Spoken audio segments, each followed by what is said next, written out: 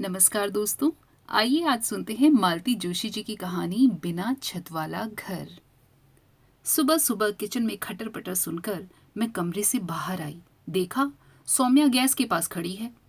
इतनी सुबह किचन में क्या कर रही हो? चाय बना रही हूँ। तो मुझे आवाज दे देती ना। मुझे लगा रात इतनी देर से सोए हो तुम लोग, देर से ही उठोगे, इसलिए मैं भी लेटी रही। इन्हें ना सुबह 6 बजे चाय पीनी होती है। छुट्टी के दिन भी? हाँ, मन हुआ तो चाय पीकर फिर से सो जाएंगे। अच्छा मामा, आपकी भी बना दी है, ब्रश करके ले लेना। कहते हुए वह ट्रे में दोनों कप लेकर ऊपर चली गई।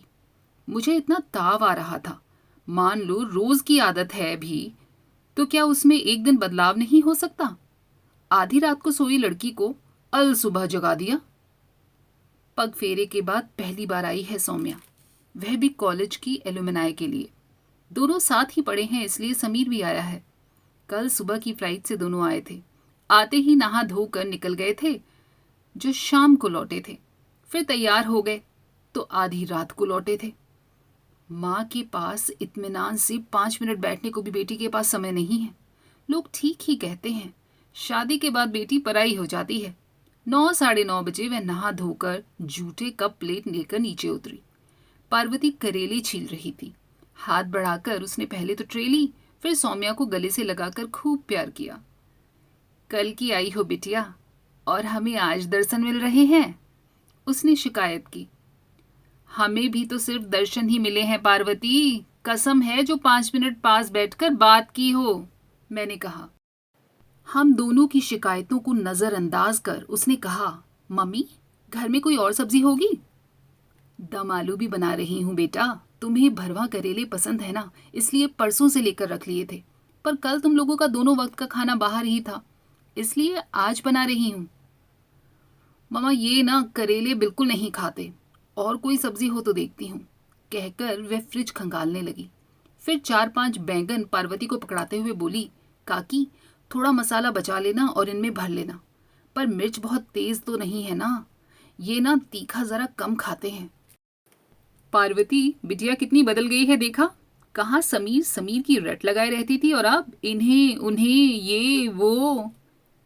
अम्मा जी कहती हैं बड़ों के सामने नाम नहीं लेना चाहिए, सौम्या ने कहा। ठीक ही तो कहती हैं वह, और तुम भी बेटा ठीक ही कर रही हो।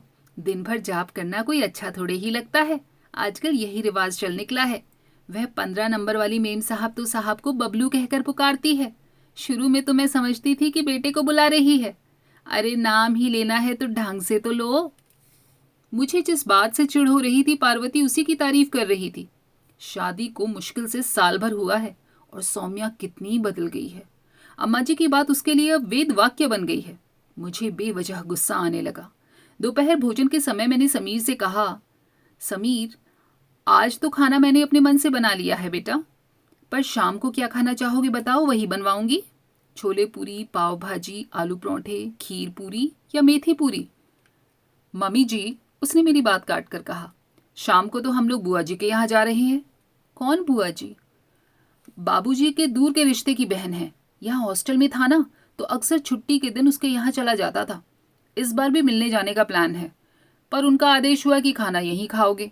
उस आदेश को टाला नहीं जा सकता था, नहीं तो कहेंगे लड़का शादी के बाद बदल गया है। अरे तुम लोग क्या सिर्फ नाम करने मेरे यहाँ आते हो? मेरे हिस्से तो आते ही नहीं हो। मम्मी जी, कल का पूरा दिन आपके नाम। सुबह हम लोग कहीं घूमने जाएंगे, फिर शॉपिंग करेंगे, पिक्चर जाएंगे, और बाहर ही कहीं खाना खाएंगे। बाहर क्यों? घर लौटकर कब खाना बनाएंगी आप? एक दिन तफरीह ही सही। और कल की पूरी शाम आपकी बेटी व आपके नाम। मतलब? कल हमारी बैचलर पार्टी है। हम लोगों में से आधे अभी कुंवारे हैं, इसीलिए कल की पार्टी सिर्फ मर्दों की होगी। साफ हिदायत है कि कोई अपनी बीवी को साथ नहीं लाएगा, इसलिए कल की पूरी शाम आपकी बिटिया आपके पास रहेगी। जी भर बातें कीजिएगा, मेरी शिकायतें सुनिएगा, क्योंकि उसके बाद समय ही नहीं है। परसों सुबह तो हमारी फ्लाइट है ना। शाम को सौम्या जब तैयार होकर नीचे उतरी तो मैं देखती रह गई। तुम डिनर पर जा रही हो या किसी शादी में जा रही हो? शादी के बाद पहली बार जा रही हूं ना ममा, तो इन्होंने कहा कि ट्रेडिशनली ड्रेसअप होकर चलना। ये साड़ी गहने सब लेती आई थी। हाँ, एक बार तो जाना ही था, चाहे मिलने ही जाती। वैसे भी दुपट्टे से सिर ढकने में प्रॉब्लम होती है, बार बार सरक जाता है। साड़ी ठीक रहती है। वहां सिर ढकोगी? मम्मी, वह मेरी बुआ सास है, उनका मान तो रखना ही पड़ेगा ना। तो अम्मा जी के यहाँ तो घूंघट ही निकालना पड़ता होगा, क्यों? उसी समय समीर नीचे आए और मेरा प्रश्न अनुत्तरित रह गया। समीर भी सिल्क का कुर्ता पाजामा पहने थे। दोनों एकदम दूल्हा दुल्हन लग रहे थे। दूसरे दिन हमने खूब मटर गश्ती की। सुबह उठकर डैम पर घूमने चले गए, वहीं एक टपरी पर चाय पी, पकौड़े खाए, फिर शहर के बाहर बने मॉल में खूब शॉपिंग की। वैसे मैंने विदा की पूरी तैयारी कर ली थी, फिर भी दोनों के पसंद का कुछ सामान ले ही लिया। समीर की इच्छा पिक्चर देखने की थी, पर मैंने मना कर दिया। 2.5 घंटे सिनेमा हॉल में गुमसुम बैठने से अच्छा है साथ बैठकर कुछ बातें करें। फिर हम लोगों ने फूड कोर्ट में खाना खाया और करीब 3 बजे घर लौट आए। घर लौटकर एहसास हुआ कि हम मन से चाहे कितने युवा बने रहें, शरीर अपनी बात कहता है। घर आकर मैं जो लेटी तो उठने का मन ही नहीं हुआ। 6 बजे सौम्या चाय लेकर आई, तब भी मेरी आंखें बंद हुई जा रही थीं। पर अब सोना संभव नहीं था। पार्वती सिर पर खड़ी थी, खाना तो बनवाना ही था।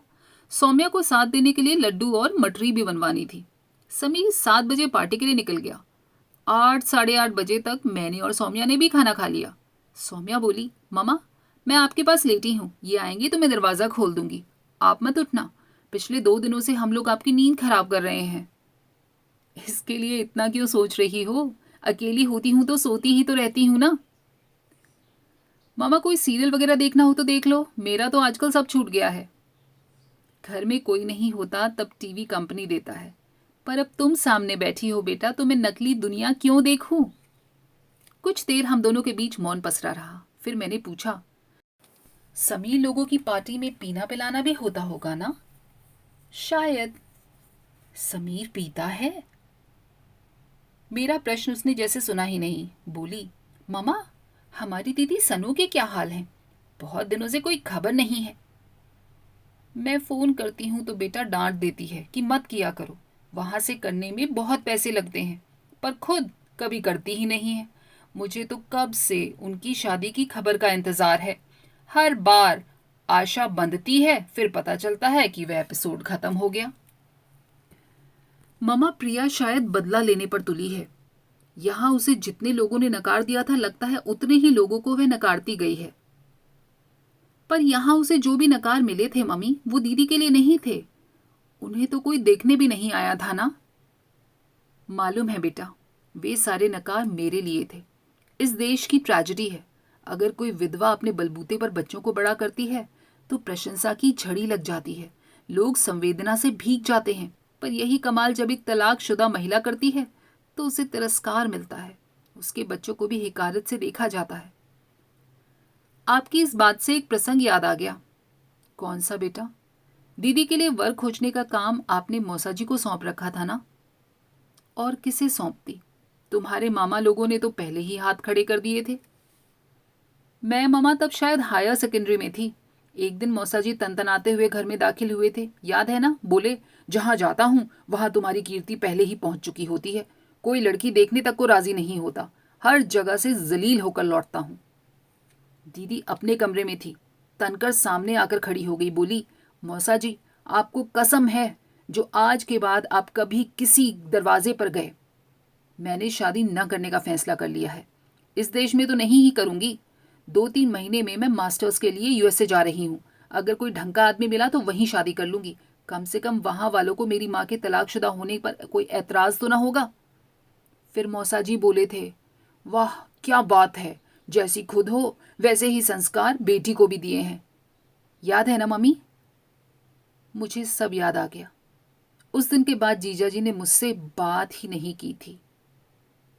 उस दिन मौसा जी इतनी बड़ी बात कह गए और तुम चुप रह गई माँ, यह अच्छा नहीं लगता था। उन्हें मुंह तोड़ जवाब देना था, जैसा दीदी ने दिया था। चुप बनी रही मैं।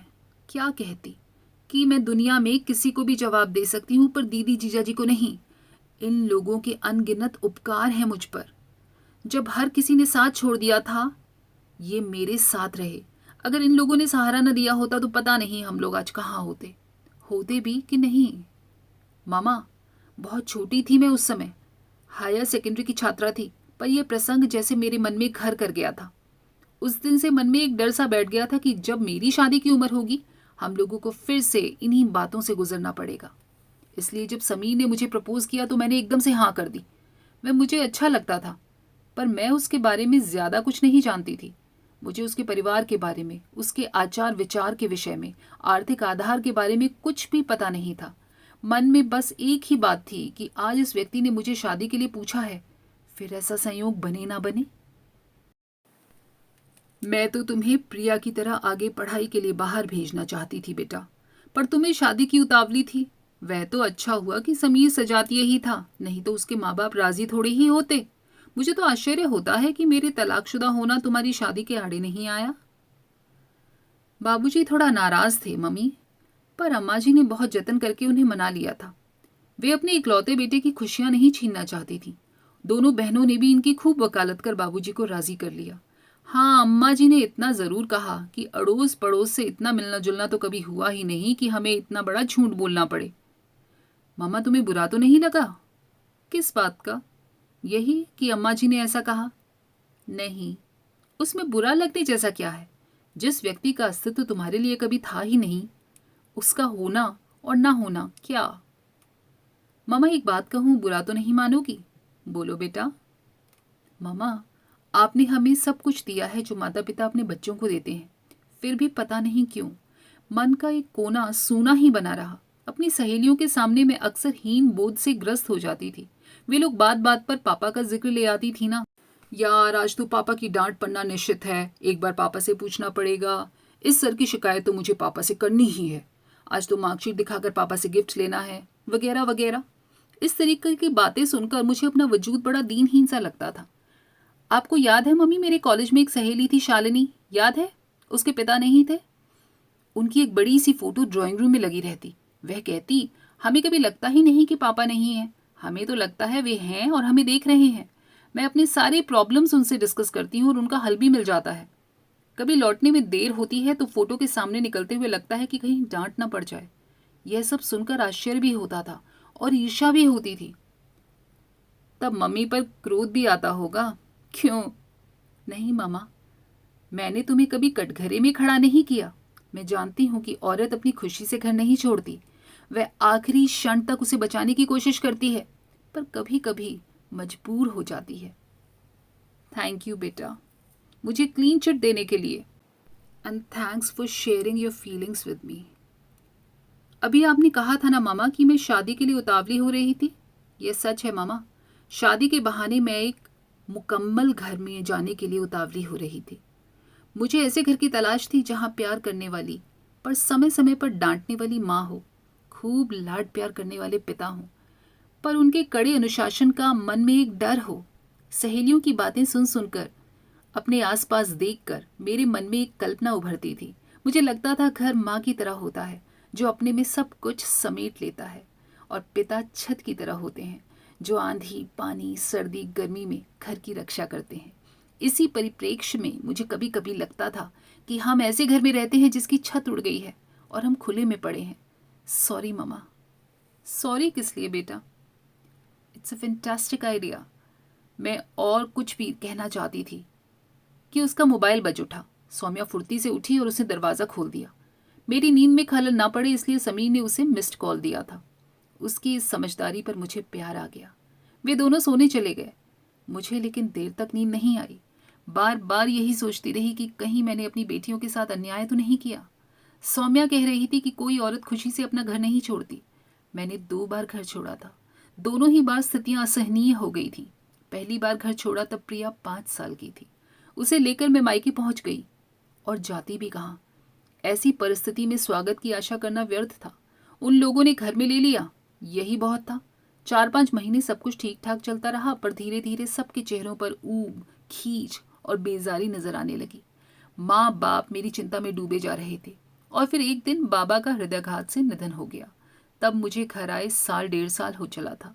माँ का आक्रोश सांत्वना से परे था। वे विलाप के बीच कहती जा रही थी, इसकी चिंता उन्हें खा गई, नहीं तो वे इतनी जल्दी मरने वालों में से नहीं थे।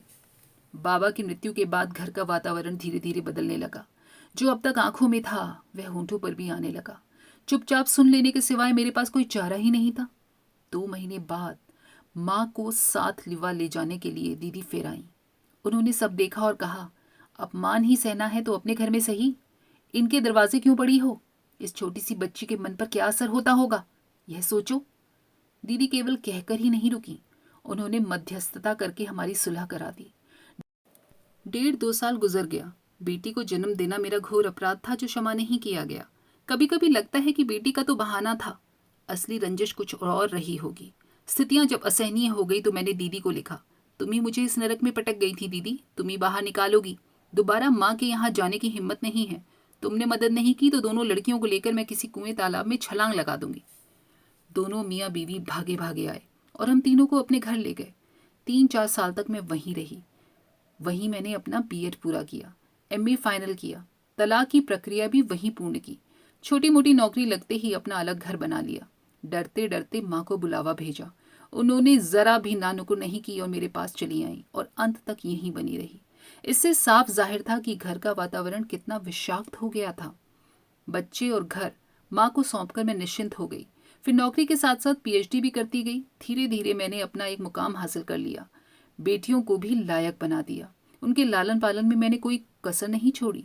उन्हें वह सब कुछ दिया जो मध्यम वर्गीय माँ बाप अपने बच्चों को देते हैं। पर सौम्या कहती है कि उसके मन का एक कोना खाली ही रह गया।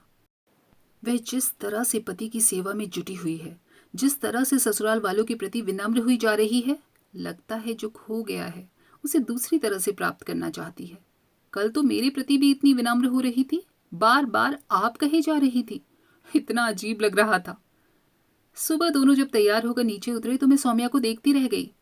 नेवी ब्लू स्कर्ट और सफेद फ्रिल वाली टॉप में वह एकदम गुड़िया सी लग रही थी। हाय, कितनी प्यारी ड्रेस है बेटा। अच्छी है ना मामा? पिछले महीने ये जर्मनी गए थे ना, वहां से लाए थे। मैं तो डर रही थी कि तुम्हें पता नहीं कैसी लगेगी, तुम क्या कहोगी। इतनी दकियानूसी हूं क्या मैं? अच्छा अब यह बताओ, तुम्हारा टीका करूं कि नहीं? इस ड्रेस के साथ अजीब तो नहीं लगेगा? मम्मा, ड्रेस अपनी जगह और संस्कार अपनी जगह। ड्रेस के लिए हम अपनी परंपराएं थोड़ी ही छोड़ देंगे। पर यह बताओ, तुम सुबह सुबह तैयार होकर क्यों बैठी हो? तुम एयरपोर्ट नहीं आओगी? फिर लौटते समय तुम्हें उदास लगेगा।